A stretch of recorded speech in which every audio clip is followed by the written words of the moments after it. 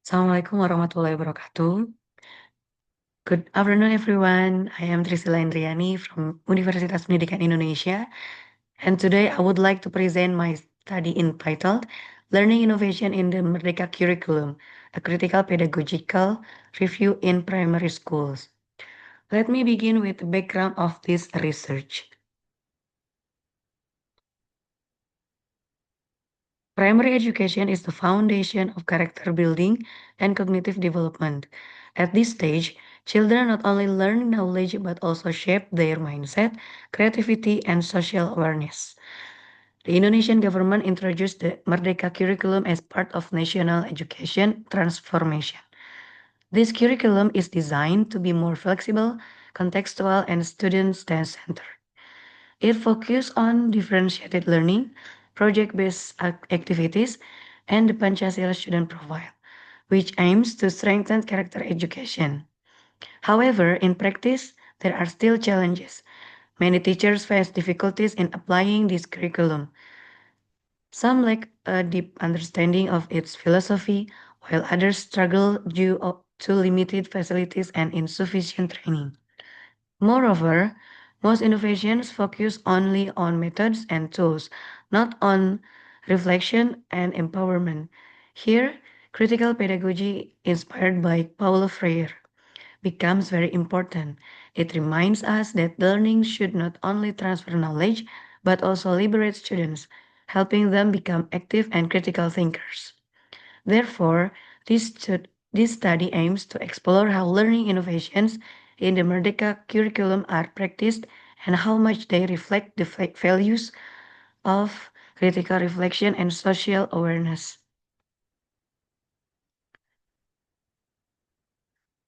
This study used a qualitative case study approach conducted at State Elementary School 268 Panjailukan, Bandung from July to October 2025. The participants included two grade 4 teachers, the school principal, and several students. Data were collected through in-depth interviews to explore teachers' and students' experiences, participatory observation to see directly how the teaching and learning process happens in the classroom.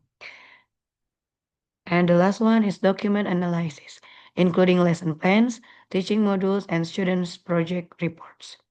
To ensure data validity, I used triangulation by comparing information from different resources and methods.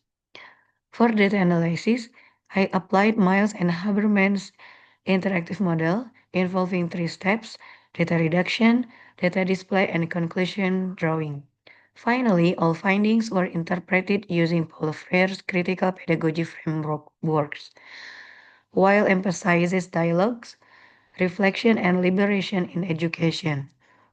This approach helps to examine not only what teachers do, but how those actions contribute to students' empowerment.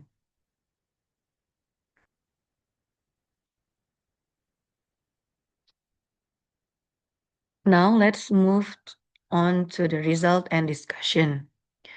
The finding shows that teachers at SDN 268 have made genuine efforts to innovate.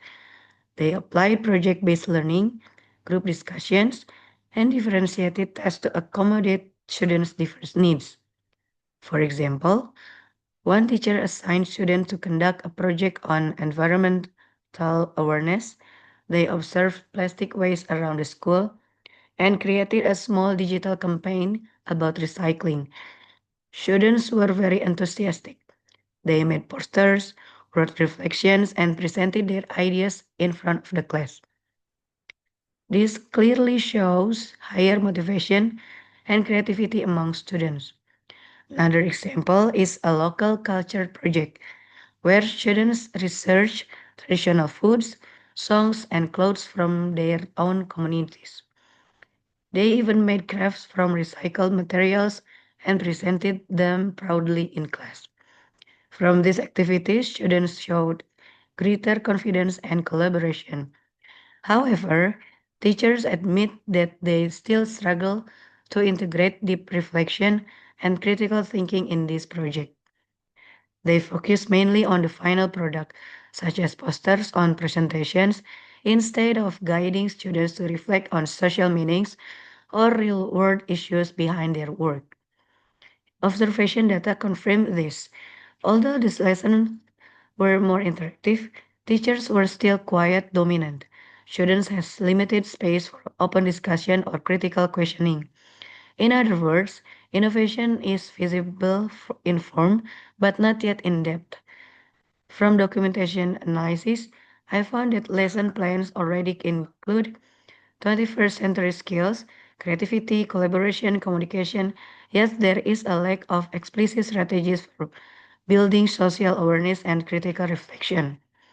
Based on interviews and analysis, the main issues is teachers tend to interpret innovations as using digital media or new methods, not as a change in mindset. As a result, innovation remains technical, not transformative. From a critical pedagogy point of view, this is a missed opportunity.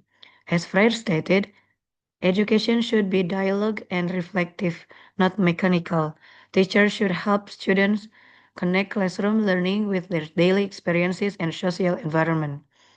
This aligns with Giroux and Hooks, who emphasize that in transformative education requires teachers to act not just as knowledge providers, but as facilitators who encourage students to think, question, and participate meaningfully in society. To conclude, the Merdeka curriculum has successfully encouraged innovation and participation in primary schools.